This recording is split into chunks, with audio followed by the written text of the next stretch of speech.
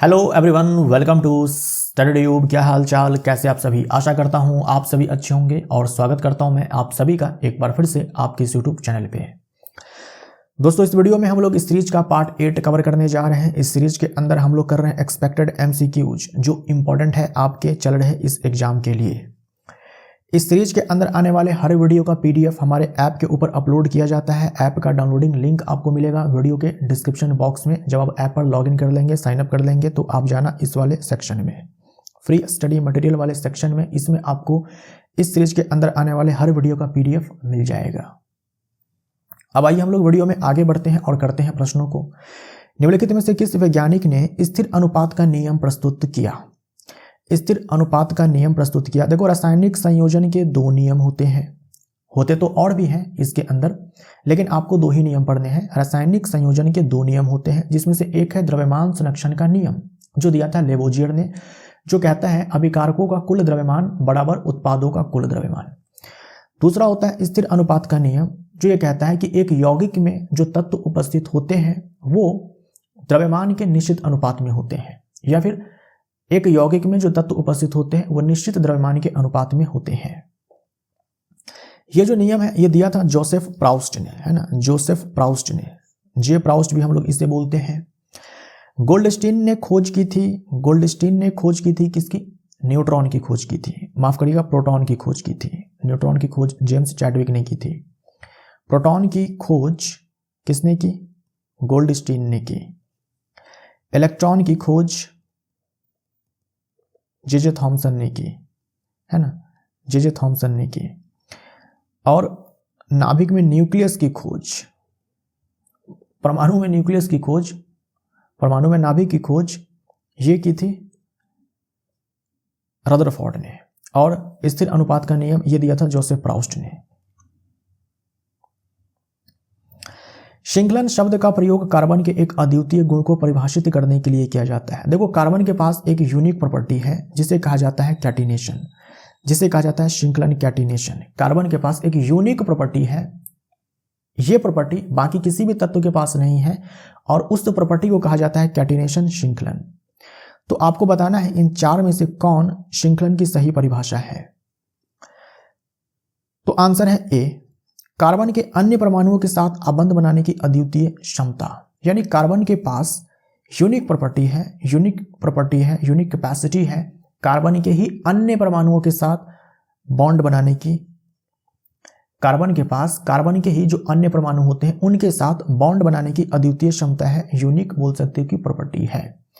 इसीलिए कार्बन के बहुत सारे यौगिक एग्जिस्ट करते हैं। यानी कार्बन को आप अकेला साइड कर दो तो बाकी जितने भी तत्व हैं उन सारे का यौगिक आप मिला दो, उससे कई गुना ज्यादा केवल कार्बन के यौगिक हैं, केवल कार्बन के यौगिक है। और कार्बन के तो ऐसे ऐसे यौगिक हैं जिसके एक अणु में बहुत सारे कार्बन के एटम्स होते हैं।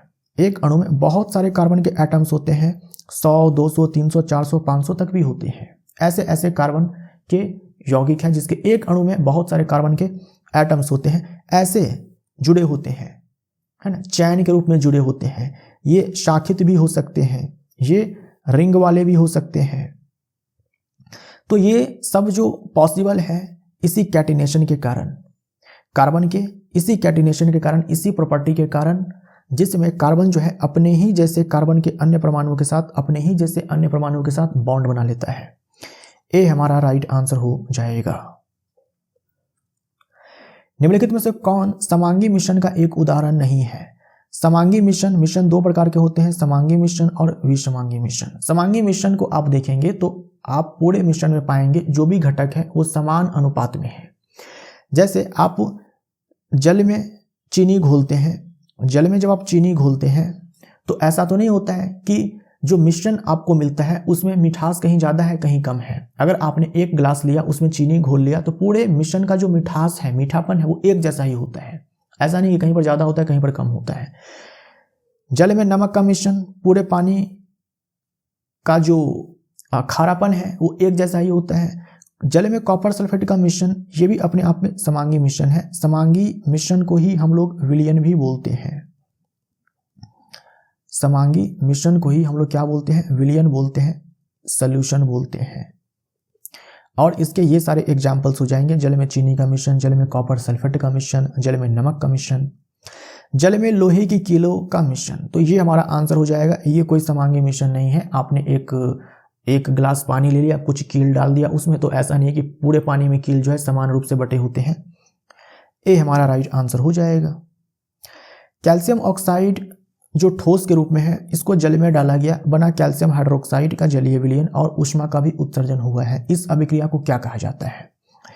ध्यान से देखिए तो यहाँ पर आपको 2 अभिकारक दिख रहा है और उत्पाद के रूप में आपको केवल यहाँ पर कैल्शियम हाइड्रोक्साइड ही दिख रहा है। तो जब 2 या 2 से ज़्यादा अभिकारक हो और मिल करके केवल एक उत्पाद बनाए, सिंगल प्रोडक्ट बनाए, तो ऐसे अभिक्रिया को हम लोग क्या बोलते हैं? कॉम्बिनेशन रिएक्शन बोलते हैं, संयोजन अभिक्रिया बोलते हैं। ए हमारा राइट आंसर हो जाएगा। और जिस अभिक्रिया में ऊष्मा का उत्सर्जन हो उसे हम लोग ऊष्माक्षेपी अभिक्रिया भी कहते हैं। तो ये जो अभिक्रिया है, ऐसी अभिक्रिया अगर आपको दिखाई पड़े जिसमें 2 या 2 से ज्यादा अभिकारक हो और एक उत्पाद बने, तो उसे हम लोग कॉम्बिनेशन रिएक्शन बोलते हैं, संयोजन अभिक्रिया बोलते हैं, संयोजन अभिक्रिया बोलते हैं। और ऐसी अभिक्रिया जिसमें ऊष्मा का उत्सर्जन हो, तो ऐसे अभिक्रिया को हम लोग क्या बोलते हैं? जैसे ये एक एग्जांपल है एक्सोथर्मिक रिएक्शन का,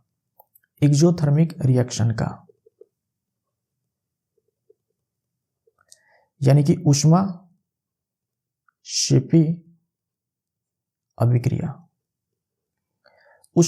अभिक्रिया, जिस अभिक्रिया में ऊष्मा का उत्सर्जन हो ऊष्माक्षेपी अभिक्रिया कहते हैं, एक्सोथर्मिक रिएक्शन कहते हैं। तो ऊर्जा का अवशोषण हो रहा है या उत्सर्जन हो रहा है, उस हिसाब से ये ऊष्माक्षेपी अभिक्रिया है। और क्योंकि एक ही उत्पाद यहां पर बन रहा है, तो इस हिसाब से ये अपने आप में संयोजन अभिक्रिया है। ए हमारा राइट आंसर हो जाएगा। विघटन अभिक्रिया में क्या होता है? इसमें ठीक विपरीत हो जाएगा। संयोजन अभिक्रिया का ठीक ये विपरीत है। इसमें एक अभिकारक होगा और ये टूटेगा 2 या 2 से अधिक उत्पाद में। ये वियोजन अभिक्रिया है। और वियोजन अभिक्रिया जो है हमेशा एंडोथर्मिक रिएक्शन होती है, एंडोथर्मिक रिएक्शन होती है, यानी कि ऊष्मा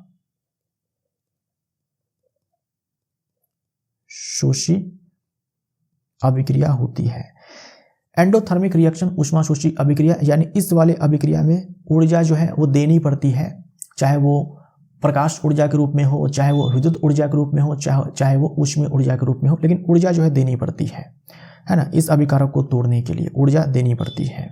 इसीलिए विघटन अभिक्रिया या फिर वियोजन अभिक्रिया अपने आप में ऊष्माशोषी अभिक्रिया भी कहलाती है। मिश्रण से कोलाइडल कणों को अलग करने के लिए निम्नलिखित में से किस तकनीक का उपयोग किया जाता है? देखो, जो कोलाइड होते हैं ना, ये भी अपने आप में एक मिश्रण है। जैसे मिश्रण को सबसे पहले हम लोग 2 पार्ट्स में बांटते हैं, समांगी और विषमांगी। विषमांगी को फिर से 2 पार्ट्स में बांटते हैं, कोलाइड और निलंबन। तो निलंबन जैसे कि जल और रेत का मिश्रण, ये निलंबन है। चौक और रेत का मिश्रण, ये निलंबन है। और कोलाइडल विलयन जैसे कि जो मिल्क है, सबसे फेमस एग्जांपल मिल्क है, क्रीम है, ठीक, मिल्क है, क्रीम है, जो आप जेल देखते हैं वो सब कोलाइड है। तो इसका एग्जांपल, कोलाइड का एग्जांपल जो सबसे फेमस एग्जांपल है, आपके एग्जाम में पूछा जाता है, वो है मिल्क। यह मिल्क। तो कोलाइड के घटकों को अलग करने के लिए एक स्पेशल मेथड का इस्तेमाल किया जाता है, जिसे कहा जाता है अपकेंद्रीकरण, सेंट्रीफ्यूगेशन। इसमें क्या होता है कि इस पूरे मिश्रण को जो है, इस पूरे मिश्रण को तेजी से घुमाया जाता है। जो भारी कण होते हैं नीचे चले जाते हैं और हल्के कण ऊपर आ जाते हैं। तो दूध से जो क्रीम से जो मक्खन निकाला जाता है, दूध से पहले क्रीम अलग किया जाता है, फिर इसको जो है ऐसे चरण किया जाता है, घुमाया जाता है पूरे क्रीम को, तो वहां से जो मक्खन बाहर आता है वही है सेंट्रीफ्यूगेशन। सी हमारा राइट आंसर हो जाएगा। द्विआवेशी हीलियम आयनों को निम्नलिखित में से किस नाम से जाना जाता है? हीलियम आयन है, यानी हीलियम के ऊपर चार्ज है, लेकिन कितने हैं? तो 2 है। हीलियम के ऊपर दो चार्ज हैं ऐसे, इसे किस नाम से जाना जाता है? इसे हम लोग बोलते हैं अल्फा कण, अल्फा पार्टिकल, अल्फा पार्टिकल। अभी इस हीलियम के पास जो है दो प्रोटॉन है, दो प्रोटॉन है और दो न्यूट्रॉन है। इलेक्ट्रॉन नहीं है क्योंकि दो ही इलेक्ट्रॉन्स होते हैं और दोनों के दोनों निकल गए हैं, तभी जाकर के ये हीलियम 2+ बना है। ये हीलियम है ना, यहाँ से अगर आप, इसके पास अभी दो इलेक्ट्रॉन है, दोनों इलेक्ट्रॉन बाहर निकाल दिया, दोनों इलेक्ट्रॉन बाहर निकाल दिया, तो अब इसके पास जो है दो प्रोटॉन्स बचते हैं और दो न्यूट्रॉन्स बचते हैं। इसी को हम लोग अल्फा पार्टिकल बोलते हैं, है ना। इसी को हम लोग क्या बोलते हैं? अल्फा पार्टिकल बोलते हैं। तो अल्फा पार्टिकल में दो प्रोटॉन्स होते हैं और दो न्यूट्रॉन्स होते हैं। सी हमारा राइट आंसर हो जाएगा। विद्युत अपघटनी शोधन प्रक्रिया में कैथोड किससे बना होता है? धातुओं को जो उसके अयस्क से प्राप्त किया जाता है तो सबसे अंत में जाकर के उसका परिष्करण किया जाता है, शोधन किया जाता है। अब शोधन के तो कई सारे मेथड्स होते हैं, डिपेंड करता है धातु किस प्रकार के हैं, है ना। उस हिसाब से अलग अलग प्रकार के जो है शोधन की प्रक्रियाएं होती है, जिसमें सबसे ज़्यादा जो फेमस है, सबसे ज़्यादा जो फेमस है, प्रसिद्ध है, वो है इलेक्ट्रोलाइटिक रिफाइनिंग। विद्युत अपघटनी शोधन, इलेक्ट्रोलाइटिक रिफाइनिंग। इसमें इलेक्ट्रिक करंट फ्लो करवाया जाता है, तो उसके लिए दो जो है इलेक्ट्रोड्स चाहिए होते हैं, कैथोड और एनोड, है ना। कैथोड और एनोड, दो इलेक्ट्रोड्स चाहिए होते हैं, एनोड और कैथोड, ये दो इलेक्ट्रोड्स चाहिए होते हैं। अब जिस धातु को शुद्ध करना होता है, उसी धातु, जैसे मान लीजिए अयस्क है, अयस्क से धातु को प्राप्त किया तो उसमें अशुद्धि है, उसी अशुद्ध धातु का जो है एनोड बनाया जाता है। तो याद रखने का तरीका ये है, IAO। आई से इम्प्योर है ना, इम्प्योर। आई से क्या है? इम्प्योर, अशुद्ध। अशुद्ध धातु का एनोड बनाया जाता है, ये ए से एनोड है। अशुद्ध धातु का एनोड बनाया जाता है और एनोड पर ऑक्सीडेशन होता है, ऑक्सीकरण होता है। जो कैथोड है, यहाँ पर आप ठीक उल्टा कर देंगे। कैथोड अगर यहाँ इम्प्योर है तो यहाँ पर प्योर हम लोग मेटल लेंगे। जैसे कॉपर का शुद्धिकरण करना है तो एक हम शुद्ध कॉपर लेंगे, है ना। जिसको, जो अशुद्ध कॉपर है उसको जो शुद्ध करना है उसको तो हम एनोड बना देंगे, और एक दूसरा हम लोग जो है शुद्ध कॉपर लेकर के आएंगे, उसका हम लोग कैथोड बनाएंगे। तो ये प्योर, इम्प्योर मेटल और ये प्योर मेटल, यहां पर क्या होगा? रिडक्शन होगा। अगर यहां पर ऑक्सीडेशन हो रहा है तो यहां पर रिडक्शन होगा। रिडक्शन बोले तो अपचयन होगा, अपचयन होगा। और यहां क्या होगा? उपचयन होगा। जैसे ये इम्प्योर मेटल है, अशुद्ध धातु है, तो क्या होगा? जो अशुद्धियां हैं इसी एनोड के नीचे आकर के जमा हो जाती है, जिसे हम लोग एनोड मड बोलते हैं।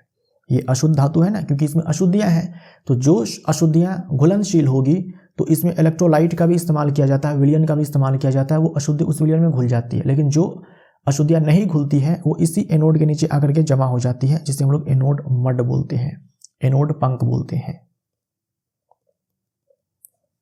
एनोड पंक बोलते हैं। तो कैथोड किससे बना होता है? शुद्ध धातु बोलेंगे। सी हमारा राइट आंसर हो जाएगा। निम्नलिखित में से कौन पदार्थ की अम्लीय या क्षारीय प्रकृति की जांच करने के लिए गंधीय सूचक है? देखो, वो सूचक जो अपने गंध को बदल देते हैं अम्लीय या क्षारीय माध्यम में, उसे हम लोग गंधीय सूचक बोलते हैं। तो गंधीय सूचक के एग्जाम्पल्स आप याद रखना, वैनिला, वैनिला है, प्याज है ना, प्याज का तेल, प्याज का रस बोल दो, लौंग का तेल,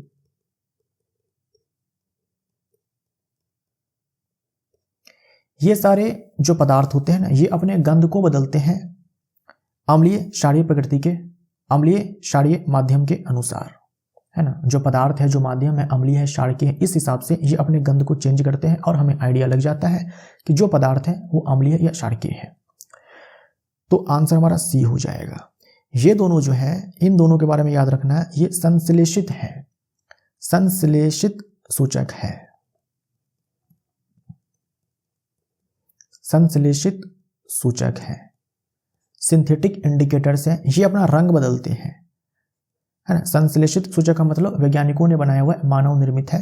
बाकी ये सारे तो प्राकृतिक हैं। रेड लिटमस जो है ये भी प्राकृतिक है। ये रंग बदलते हैं, ये रंग बदलते हैं और ये सारे अपने गंध को बदलते हैं। सी हमारा राइट आंसर हो जाएगा। धावन सोडा का रासायनिक संगठन क्या है? धावन सोडा है। धावन सोडा यानी कि वॉशिंग सोडा। धावन सोडा का रासायनिक सूत्र क्या होता है? Na2CO3 10H2O। ए हमारा राइट आंसर हो जाएगा। ये धावन सोडा है। सोडियम कार्बोनेट डेकाहाइड्रेट है, सोडियम सल्फेट नहीं है, ध्यान रखिएगा। धावन सोडा, वॉशिंग सोडा। और एक आप सुनते हैं baking soda, sodium hydrogen carbonate या सोडियम बाइकार्बोनेट, यह है बेकिंग सोडा।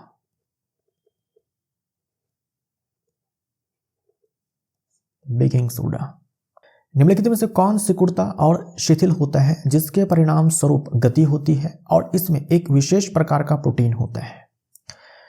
देखो, हम अपने बॉडी में मूवमेंट्स करा पाते हैं, हम अपने बॉडी में मूवमेंट्स करा पाते हैं। मैं बोल रहा हूँ, है ना, मैं आपको समझाता हूँ, हाथ इधर उधर करता हूँ, ऐसे हम लोग घूमते हैं, चलते हैं, हाथ पैर को मोड़ पाते हैं। ये सारे जो मूवमेंट्स हम लोग करा पाते हैं, क्यों करा पाते हैं? क्योंकि जो हमारी पेशी है, जो मसल है, इसमें होता है कॉन्ट्रैक्शन, कॉन्ट्रैक्शन भी होता है और रिलैक्सेशन भी होता है। सिकुड़ना भी होता है, सिकुड़ना भी होता है और शीतलन भी होता है। और ये जो पेशियों में हम संकुचन करा पाते हैं वो इसलिए क्योंकि जो मसल्स फाइबर्स होते हैं, मसल्स फाइबर्स होते हैं, जो मसल्स फाइबर्स होते हैं, ये मसल फाइबर्स क्या है? कोशिकाएं हैं। हमारी पेशी की कोशिकाओं को ही हम लोग पेशी रेशा बोलते हैं, मसल फाइबर्स बोलते हैं। ये इनमें संकुचन और शीतलन होता है, इनमें संकुचन और शीतलन होता है। और इनमें संकुचन और शीतलन इसलिए हो पाता है क्योंकि इसमें खास तरह के प्रोटीन्स होते हैं, खास तरह के प्रोटीन्स होते हैं। चाहो तो आप इन प्रोटीन्स के नाम भी याद रख सकते हो, एक्टिन और मायोसिन, एक्टिन और मायोसिन।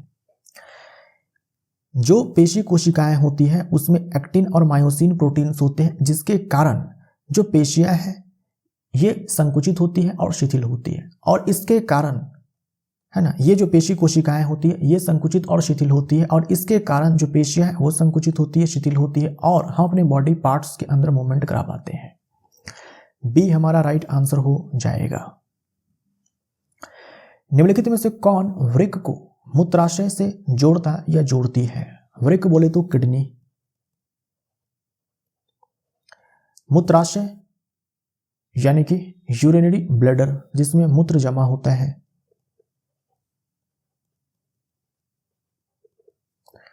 कौन जोड़ती है? मूत्रवाहिनी, मूत्रवाहिनी। या देखो, दो किडनियां होती है हमारे पास, इन दोनों में मूत्र बनता है, इन दोनों में मूत्र बनता है। इन दोनों किडनी से मूत्र को मूत्राशय में लेकर के आने का काम जो है ये करती है यूरेटर। यहां देख लो, यूरेटर, मूत्रवाहिनी। ये दोनों किडनी है, दोनों में मूत्र का निर्माण होगा। वो मूत्र जो है आएगा इस मूत्रवाहिनी के जरिए, कहाँ? मूत्राशय में, यूरिनरी ब्लैडर में। तो किडनी संख्या में 2 है, ये जो मूत्रवाहिनी है संख्या में 2 है। फिर मूत्र हमारे बॉडी से जो बाहर निकलता है वो निकलता है यूरेथ्रा से, मूत्र मार्ग से, है ना। पुरुषों के केस में ये यूरेथ्रा जो है पेनिस में होता है, और पुरुषों के केस में इस यूरेथ्रा से जो है वीर्य भी बाहर आता है और मूत्र भी बाहर आता है। इसी से वीर्य भी बाहर आता है, सीमेन भी बाहर आता है, और इसी से मूत्र भी बाहर आता है। किसमें? पुरुष में, पुरुष में। तो उत्सर्जन तंत्र के जो भाग है मानव के अंदर, आप उसमें याद रखेंगे कि 2 किडनी होती है, 2 मूत्रवाहिनी होती है, एक मूत्राशय होता है और एक यूरेथ्रा होता है, मूत्र मार्ग होता है। एंजियोस्पर्म्स के प्रजनन भाग फूल में स्थित होते हैं। एंजियोस्पर्म्स किसको बोलते हैं? पादप का वो ग्रुप जो फूल देते हैं। वैसे पादप जो फूल देते हैं उसे हम लोग एंजियोस्पर्म बोलते हैं। तो फूल में जो प्रजनन भाग है वो स्थित होते हैं। मादा प्रजनन भाग जो होता है फूल में, उसके 3 हिस्से होते हैं, वर्तिकाग्र, वर्तिकाग्र काग्र, वर्तिका और अंडाशय। तो इन तीनों को क्या कहा जाता है? इसे स्त्री केसर कहा जाता है। यहां देखिए, ये एक उभयलिंगी पुष्प है, यानी इसमें मादा प्रजनन भाग भी है और नर प्रजनन भाग भी है। जो मादा जनन भाग है उसे हम लोग स्त्री केसर बोलते हैं, इंग्लिश में पिस्टिल बोलते हैं। इसके 3 भाग होते हैं, वर्तिकाग्र यानी कि स्टिग्मा, वर्तिका यानी कि स्टाइल और अंडाशय यानी कि ओवरी, राइट। और जो पुरुष जनन भाग है उसे हम लोग पुंकेसर बोलते हैं। इसके 2 पार्ट्स होते हैं, एंथर और फिलामेंट, यानी कि परागकोश और तंतु। वर्तिकाग्र सबसे ऊपर है, उसके बाद वर्तिका है और ये नीचे की तरफ फूला हुआ भाग ये अंडाशय होता है, जिसके अंदर बीजांड होता है। निषेचन के बाद यही अंडाशय जो है फल बन जाता है और इसके भीतर जो बीजांड होता है वो बीज बन जाता है। ये जो परागकोश है इसमें परागकण का निर्माण होता है और जब ये परागकण इस वर्तिकाग्र पर आकर के लैंड करता है तो इस प्रक्रिया को हम लोग परागण बोलते हैं, पोलिनेशन बोलते हैं। तो इस प्रश्न का उत्तर पिस्टिल हो जाएगा, स्त्री केसर हो जाएगा। ये जो रंगीन भाग आप देखते हो इसे हम लोग दल बोलते हैं, पेटल बोलते हैं, और ये जो आप देखते हो ग्रीन पार्ट्स यहाँ पर इसे हम लोग बाह्यदल बोलते हैं, सेपल बोलते हैं। निम्नलिखित में से किस जीव को सामान्यतः ब्रेड मोल्ड कहा जाता है? ब्रेड मोल्ड कहा जाता है राइजोपस को। ये जो राइजोपस है ये कवक है, राइजोपस ये कवक है। ये ईस्ट भी कवक है लेकिन ये एक कोशिकीय कवक है, ये खास बात है, एक कोशिकीय कवक है। जो कवक होते हैं ना वो बहुकोशिकीय होते हैं, लेकिन अपवाद है ये ईस्ट अपने आप में एक कोशिकीय कवक है। स्पाइरोगैरा क्या है? ये हरा शैवाल है, ये हरा शैवाल है। डी हमारा राइट आंसर हो जाएगा। देखो जो राइजोपस है ना इसे हम लोग ब्रेड मोल्ड भी कहते हैं। ब्रेड के ऊपर जो आप देखते हो फफूंद लग जाता है ये वही राइजोपस है, उसी को ब्रेड मोल्ड कहा जाता है। मेंडल ने मटर के पौधों के साथ अपने प्रयोग में निम्नलिखित में से कौन से प्रमुख लक्षण पाए थे? मेंडल ने अपना एक्सपेरिमेंट जो है गार्डन पी पे किया था, गार्डन पी पे किया था, यानी कि उद्यान मटर हम इसे बोलते हैं। उद्यान मटर पे मेंडल ने अपना एक्सपेरिमेंट किया था। ये जो गार्डन पी है इसका वैज्ञानिक नाम होता है पाइसम सताइवम, पाइसम सताइवम। तो मेंडल ने टोटल 7 कैरेक्टर्स चूज किए थे जिनमें 14 ट्रेट्स थे। उन 7 कैरेक्टर के 14 ट्रेट्स में पौधे की लंबाई की बात की गई थी, है ना, पौधे की लंबाई की बात की गई थी और बीज की आकृति की बात की गई थी, ठीक है, बीज की आकृति की बात की गई थी। लंबा पौधा, झुर्रीदार बीज, बौना पौधा, झुर्रीदार बीज। मेंडल ने मटर के पौधों के साथ अपने प्रयोग में निम्नलिखित में से कौन से प्रमुख लक्षण पाए थे?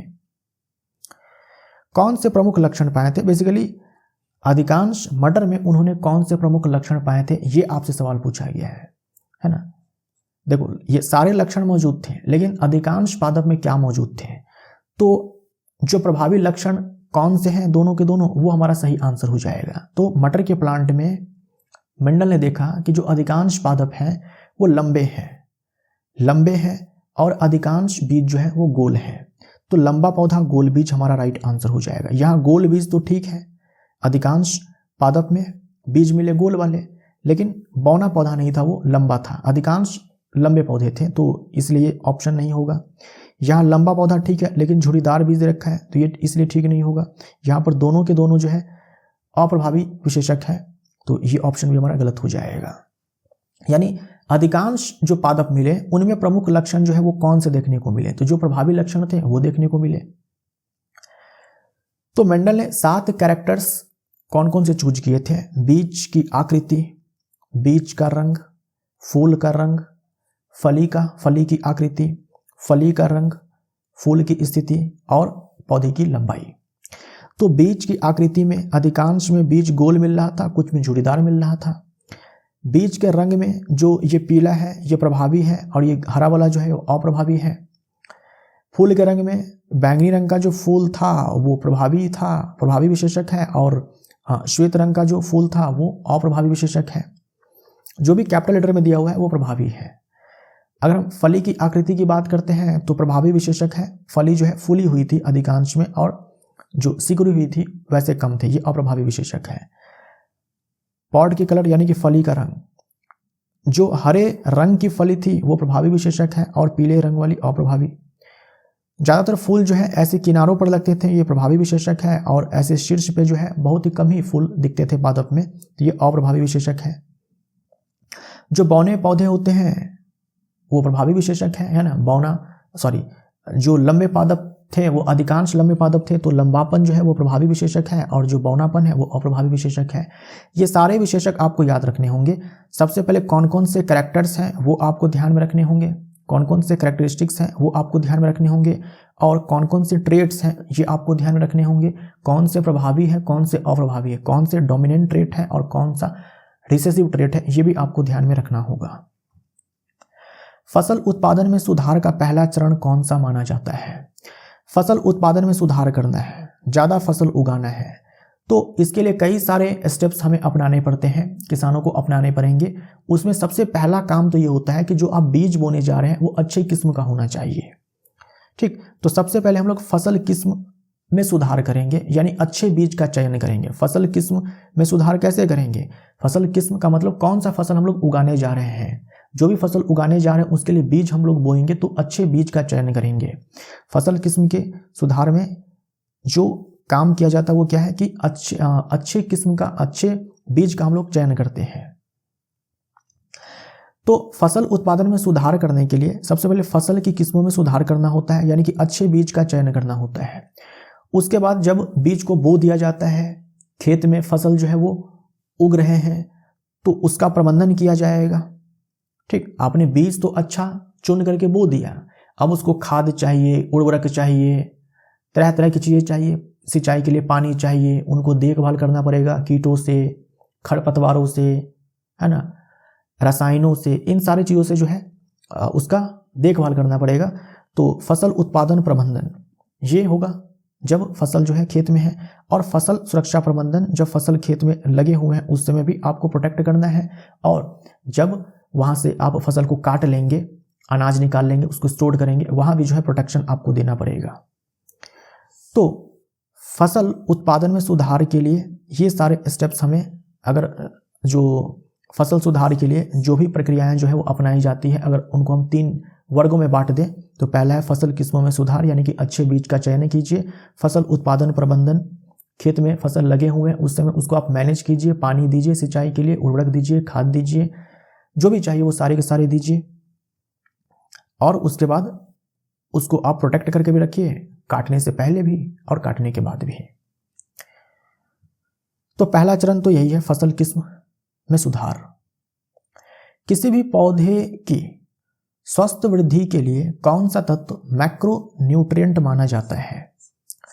पादपों को कई प्रकार के पोषक तत्व चाहिए होते हैं, कुछ जो है कम मात्रा में चाहिए होता है, उसे हम लोग सूक्ष्म पोषक बोलते हैं। इसमें iron, manganese, boron, zinc, copper, molybdenum ये सारे आते हैं। और कुछ चाहिए होते हैं ज़्यादा मात्रा में, उसे हम लोग बोलते हैं वृत्त पोषक, मैक्रो न्यूट्रिएंट्स। तो इसमें देखो nitrogen, phosphorus, potassium, calcium, magnesium, sulphur ये सारे तो आते ही हैं। ये जो कार्बन है, ऑक्सीजन है, हाइड्रोजन है, ये सारे भी इसी में आते हैं। ठीक है, भले इस वाले लिस्ट में जो है नहीं है ये सारे मेंशन, लेकिन ये सारे भी जो है ये इसी वाले लिस्ट में आएंगे, वृत्त पोषक में ही आएंगे। तो ये सारे हैं माइक्रो, ये सारे हैं माइक्रो, और ये है मैक्रो। मैक्रो ज़्यादा अमाउंट में चाहिए प्लांट को और माइक्रो कम अमाउंट में चाहिए। तो मैक्रो के बारे में पूछा है तो आंसर हमारा यहाँ पर नाइट्रोजन हो जाएगा। खरपतवार नियंत्रण के लिए उपयोग की जाने वाली रासायनिक दवाओं को क्या कहा जाता है? तो पेस्टिसाइड यानी कि पीड़क नाशक। पेस्टिसाइड जो हम लोग बोलते हैं तो इसमें ये भी आते हैं फफूंदनाशी जो कवक को नष्ट करते हैं, इसमें ये भी आते हैं विडिसाइड जो खरपतवारों को नष्ट करते हैं, और इसी में ये भी आते हैं कीटनाशी जो कीटों को मारते हैं। स्पेशली हमें खरपतवार के नियंत्रण के बारे में पूछा गया है तो हम लोग शाकनाशी का इस्तेमाल करेंगे, विडिसाइड का इस्तेमाल करेंगे। निम्नलिखित में से कौन से बिंदु हमेशा लेंस के मुख्य अक्ष पर स्थित होते हैं? लेंस के मुख्य अक्ष पे, जैसे ये लेंस है,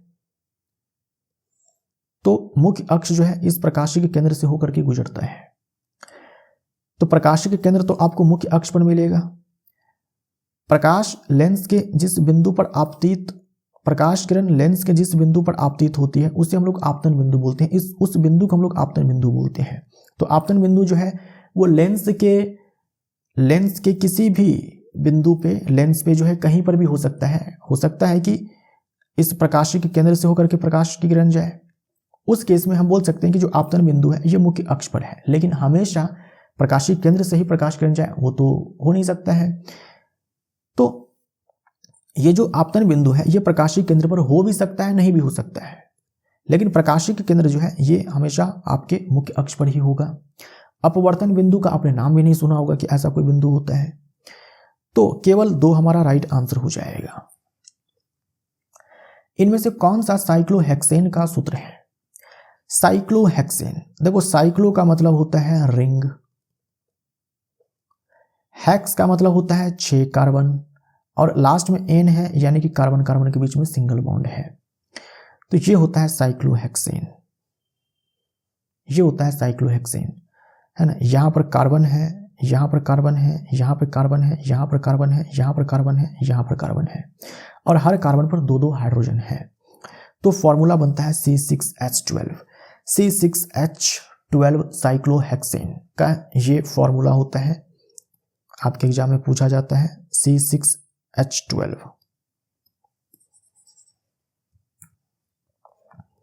C6H12। और एक आप सुनते हैं बेंजीन, बेंजीन होता है C6H6। बेंजीन का ये स्ट्रक्चर होता है, ये बेंजीन है ना। ये डबल बॉन्ड है, 6 कार्बन है इसमें भी, लेकिन कार्बन कार्बन के बीच में डबल बॉन्ड है, अल्टरनेट पोजीशन पे है। किसी चालक के प्रतिरोध पर उसकी या उसके डैश का कोई प्रभाव नहीं पड़ता। जो प्रतिरोध होता है ये डिपेंड करता है लेंथ पे, कि चालक की लंबाई कैसी है ना, मोटाई कैसी है, थिकनेस पे लंबाई ज़्यादा है प्रतिरोध ज़्यादा होगा, मोटाई ज़्यादा है प्रतिरोध कम होगा। और हम बोल सकते हैं टेम्परेचर पे, और हम बोल सकते हैं मटेरियल पे।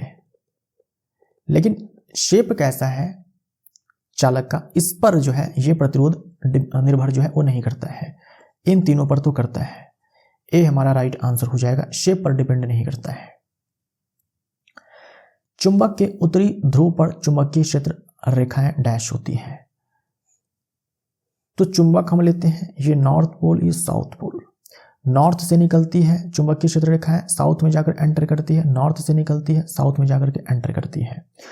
चुंबक के उत्तरी ध्रुव पर चुंबकीय क्षेत्र रेखाएं डैश होती है। प्रतिच्छेदी तो नहीं बोलेंगे, यानी कि इंटरसेक्टिंग लाइंस होते हैं, काटते हैं एक दूसरे को, कहीं भी नहीं काटते हैं। जो ये चुंबकीय क्षेत्र रेखाएं होती है कभी भी एक दूसरे को नहीं काटती। ध्रुव से निकलने वाली रेखाएं चुंबक के उत्तरी ध्रुव पर ध्रुव से निकलने वाली रेखाएं ये सही है, समानांतर रेखाएं नहीं होती है। एक प्रकाश किरण किसी अवतल दर्पण पर बिंदु M पर आपतित होती है।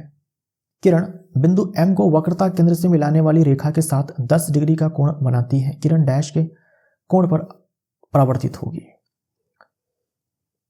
ये एक अवतल दर्पण है, ये पोल है, ये मुख्य फोकस है, ये वक्रता केंद्र है। अब एक प्रकाश किरण किसी अवतल दर्पण पर बिंदु M पर आपतित होती है।